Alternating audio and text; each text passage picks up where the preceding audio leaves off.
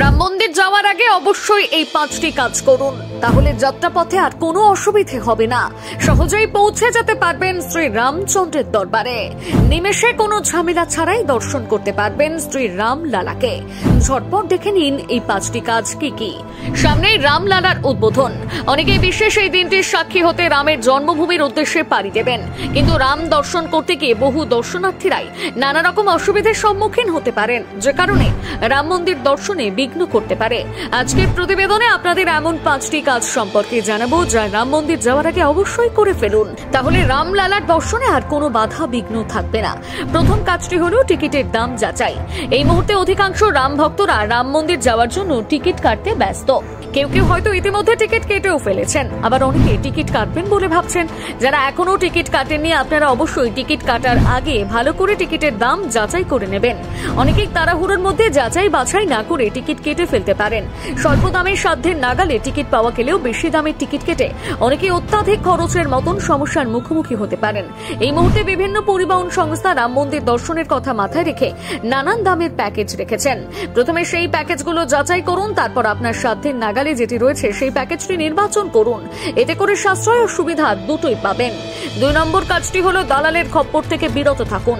রাম মন্দিরকে কেন্দ্র করে একাধিক দালাল চক্র সক্রিয় হয়ে উঠেছে, যারা রাম মন্দিরে দর্শনার্থীদের নানাভাবে ভেলকি দেখানোর চেষ্টা শুরু করেছেন।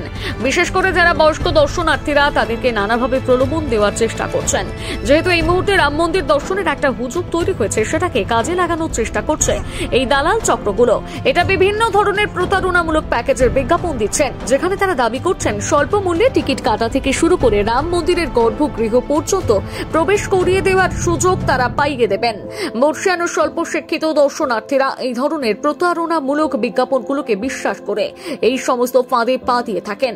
তাই আপনাদের মধ্যে যারা রাম মন্দির দর্শনের পরিকল্পনা করছেন, তারা অবশ্যই যে কোনো বিজ্ঞাপন ও অফারগুলো ভালো করে যাচাই করবেন, তারপর পা বাড়াবেন। 3 নম্বর কাজটি হলো যাবতীয় পরিচয়পত্র সঙ্গে রাখবেন। রাম মন্দিরে যাওয়ার আগে এই কাজটি করতে মোটেও ভুলবেন না। রাম মন্দিরের উদ্দেশ্যে যাত্রা করার আগে অবশ্যই নিজের সঙ্গে আধার কার্ড, ভোটার কার্ড এবং প্যান কার্ড সঙ্গে রাখুন। এই মুহূর্তে গোটা রামনগরের সুরক্ষা চাদরে মুড়ে ফেলা হয়েছে। নিরাপত্তার খাতিরে দর্শনার্থী থেকে শুরু করে যে কোনো পর্যটকদের কাছ থেকে যে কোনো সময় নানা ধরনের নথিপত্র চাওয়া হতে পারে। যেহেতু রাম মন্দির ভারতবর্ষের একটা হাই ভোল্টেজ তীর্থক্ষেত্র, সেখানে এই ধরনের কর্মকাণ্ড স্বাভাবিকভাবে হতে পারে। তাই ঝুট ঝামেলা এড়াতে আগে থেকেই সঙ্গে যাবতীয় গুরুত্বপূর্ণ ডকুমেন্টস নিজের সঙ্গে রাখুন। 4 নম্বর কাজটি হলো গুরুত্বপূর্ণ ওষুধ সঙ্গে রাখুন।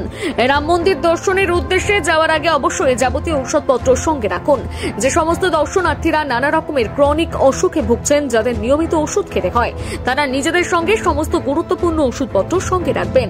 কারণ এই মুহূর্তে অযোধ্যার রামনগরীতে অসংখ্য মানুষের ভিড় তো রয়েছে। একই সঙ্গে সেখানে যে সমস্ত ওষুধের দোকান রয়েছে, সেখানেও একটা আলাদা চাপ সৃষ্টি হয়েছে। ফলে কোনো প্রকার রিস্ক না নিতে চাইলে নিজের ঔষধপত্র নিজের সঙ্গে ক্যারি করাই ভালো। 5 নম্বর কাজটি হলো যে হোটেলে থাকবেন তার যাবতীয় ডিটেলস সঙ্গে রাখুন। রাম মন্দির দর্শনের পাশাপাশি সেখানে থাকার জন্য অনেকেই টিকিট কেটেছেন। আপনারা যে হোটেল বা যেখানে থাকার বন্দোবস্ত করে সেখানে যাচ্ছেন, সেখানকার নম্বর এবং যাবতীয় ডিটেলস নিজেদের কাছে রাখুন, নয়তো সেখানে কি গন্তব্যস্থানের সঙ্গে যোগাযোগের ব্যাঘাত করতে পারে। তাই আপনাদের যাত্রাপথে যাতে কোনো অসুবিধা না হয়, তার জন্য এই কাজটি অবশ্যই করুন।